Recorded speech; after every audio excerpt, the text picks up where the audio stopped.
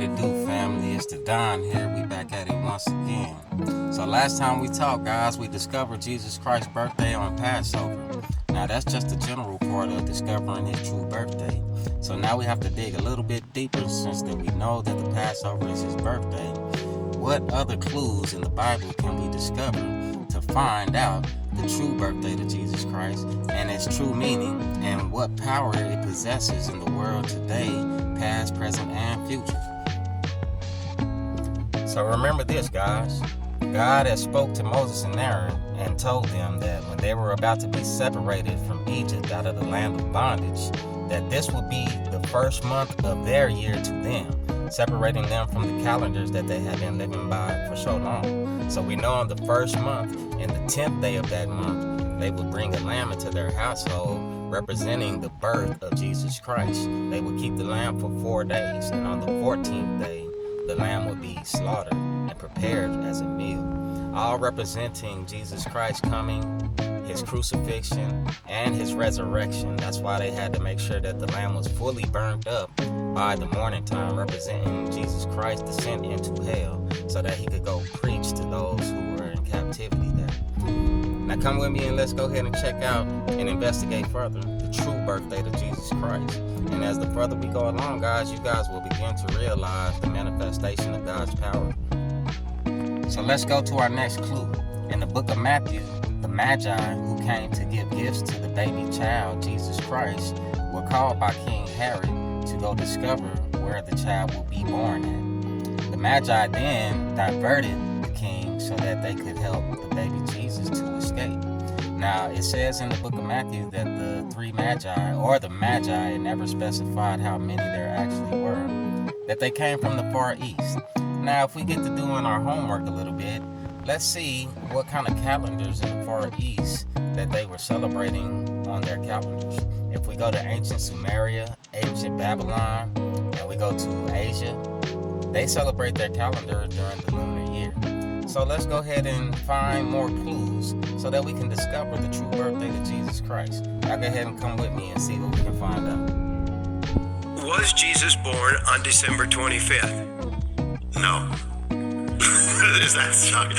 No. Well, there we go, folks. Okay, that's it. We can all go home now. We don't have to worry about all those presents. We just wiped Christmas out, so we'll... Yeah. Well, let's do it. I mean, as if we were, biblical detectives, and we're here in the Holy Land. First of all, first clue, Luke 2. It says, "And she gave birth to her firstborn son. She wrapped him in cloths, laid him in a manger, because there was no room for them in the inn. In the same region, there were some shepherds staying out in the fields, keeping watch over their flocks by night." That alone is a clue right there. It is? Well, yeah, absolutely. Because people who argue December 25th seek to deal with this. The rabbis say in the Talmud that shepherds would only be out in the fields around March until the next rainy season. So people argue, well, the winter there is not. The winter still gets cold there too. I mean, if you've been to Israel in the winter, it does get. I've been there when there's been snow. It's not so. It's not just that they're out. They're not just keeping their sheep in the pens. They're out in the fields and at night, which is very strange. Why would they be out in the fields at night? Well, some people have argued. This is another one, that he was born in the autumn. He was born during the Feast of Tabernacles, which I understand because they say, well, God tabernacling with us. The problem with that is that during tabernacles, the males had to all be in Jerusalem. So the birth of Messiah would not cause Joseph to break the law by being outside of Jerusalem when he's born. It's not going to do that. The birth of Messiah is going to fulfill everything. So there is one time of the year that shepherds would especially be out with their flocks at night. Only one. That's in the springtime.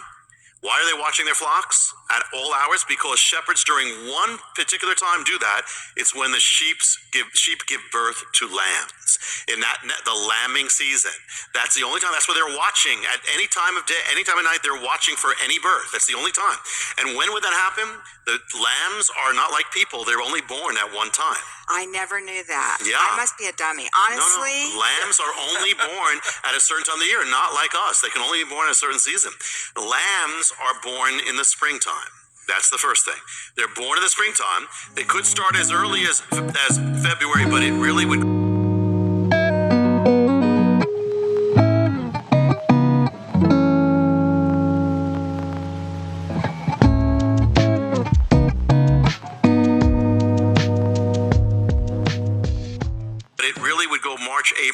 the center. That's the Hebrew month of Nisan. We're going to also go through Nisan is that month.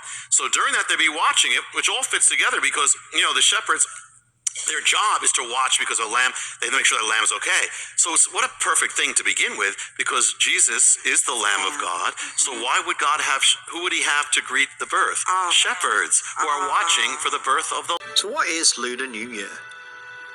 Lunar New Year is a celebration of the beginning of the lunar calendar.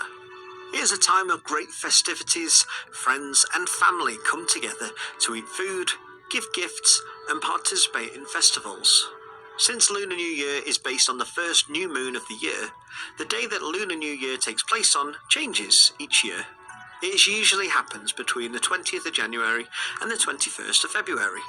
For 2023, Lunar New Year takes place on Sunday the 22nd of January.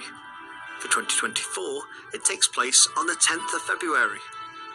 For 2025, it takes place on the 29th of January. And in 2026, Lunar New Year will fall on the 17th of February. Many countries all over the world celebrate Lunar New Year in their own special way. In China, Lunar New Year, or Chinese New Year, is a very important holiday for Chinese people. Families come together to eat food like dumplings, steamed fish, and tang yuans. These are sweet rice balls. In Chinese culture, red is a very lucky colour. Adults give money to children in red envelopes. Red lanterns and decorations are put up to celebrate this special time of year. In Vietnam, it is also known as Tet. Lunar New Year is an important celebration for Vietnamese people. Flowering peach trees are put around houses and shops, and lots of delicious food is eaten during the festivities.